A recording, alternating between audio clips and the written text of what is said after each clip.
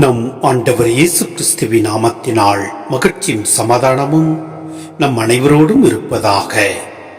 மல்லாக்கி 3:1-4 மற்றும் 6 முடிய. இதோ நான் என் தூதனை அனுப்புகிறேன், அவர் எனக்கு முன் வழியை ஆயத்தம் செய்வார். அப்பொழுது நீங்கள் தேடுகின்ற தலைவர் திடீரென தம் கோவிலுக்கு வருவார். நீங்கள் ஆவலுடன் எதிர்பார்க்கும் உடன்படிக்கையின் தூதர் இதோ வருகிறார் என்கிறார் படைகளின் ஆண்டவர். ஆனால் அவர் வரும் நாளை தாங்கக்கூடியவர் யார்? அவர் தோன்றும்போது நிற்க வல்லவர் யார்? அவர் புடமிடுகிறவரின் நெருப்பைப் போலும் சலவை தொழிலாளியின் சவர்க்காரத்தைப் போலும் இருப்பார். அவர் புடமிடுபவர் போலும் வெள்ளியை தூய்மைப்படுத்துபவர் போலும் அமர்ந்திருப்பார். லேவியின் புதல்வரை தூய்மையாக்கி பொன் வெள்ளியை போல் அவர்களை புடமிடுவார். அவர்களும் ஆண்டவருக்கு ஏற்புடைய காணிக்கை கொண்டு வருவார்கள். அப்பொழுது பண்டை காலத்தில் முன்னைய ஆண்டுகளில் இருந்தது போல் யூதாவின் காணிக்கையும் எருசலேமின் காணிக்கையும் ஆண்டவருக்கு உகந்தனவாய் இருக்கும். யாக்கோப்பின் பிள்ளைகளே, ஆண்டவராகிய நான் மாறாதவர், அதனால்தான் நீங்கள் இன்னும் அழியாதிருக்கிறீர்கள். சிந்தனை. இப்பகுதியானது ஆண்டவரின் நாளை பற்றி பேசுகின்றது.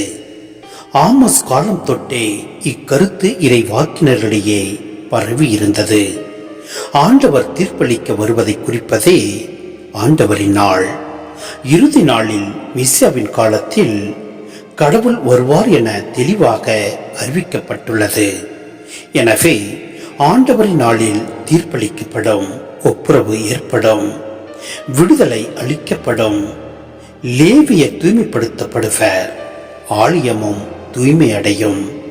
10 வேறு காணிக்கைகளையும் கொடுக்காதோர் தண்டிக்கப்படுவர்.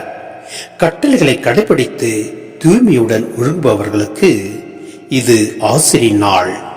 ஆண்டவருக்கு அஞ்சி அவரது பெயரை நினைத்து வாழ்வோர் நீதிநெறி பிழாது ஒழுகியதால் வாழ்வோரின் நூலில் இடம் பெறுவர். தீயவர்களின் தண்டனையும் தூயவர்களின் கைமாறும் ஆண்டவரின் நீதியை சமுதாயத்தில் நிலைநாட்டும். இவைகள் நிகழும் பொழுது உலக நாட்டினர் அனைவரும் கடவுளின் நன்மைத்தனத்தை புரிந்து கொள்வர். ஆண்டவர் உண்மையாக, நீதியாக, நேர்மையாக, அன்பாக இருக்கிறார்.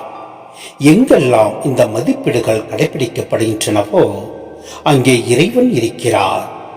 நீதி, நேர்மை, உண்மை, நன்மையை கடைபிடித்து ஒழுகுகிறவர்கள் அவரிடம் நல்ல கைமாறு பெறுகிறார்கள்.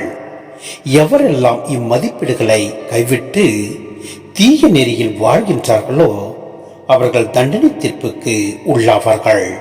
எனவே நாம் நீதியோடும் நேர்மையோடும் உண்மையோடும் நன்மையை நாம் கடைபிடித்து நாம் வாழ்வோம்.